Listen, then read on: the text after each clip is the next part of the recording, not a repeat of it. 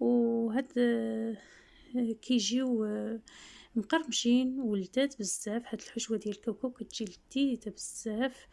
أنا متأكدة إلا جربتوها غنجاح معاكم وغادي يعجبكم بزاف بزاف، وسهلة وبسيطة بزاف، ما فيهاش بزاف ديال التعقيدات. نتمنى إلا كنتو أول مرة كتدخلوا للقناة ديالي تشجعوني بالاشتراك بالقناة وكذلك اللايكات. نبداو على بركة الله بالمقادير اللي فيها. 150 غرام ديال السكر ثقيل، نص كيلو ديال الكاوكاو محمر في الفران، واحد جوج فاني غنطحنهم مع السكر الثقيل. هاد الكاوكاو نطحنو مع السكر الثقيل، يعني نحاول أنني نطحنهم حتى يطلقوا الزيت، وإلا ما طلقوا ليناش الزيت فما أنا ما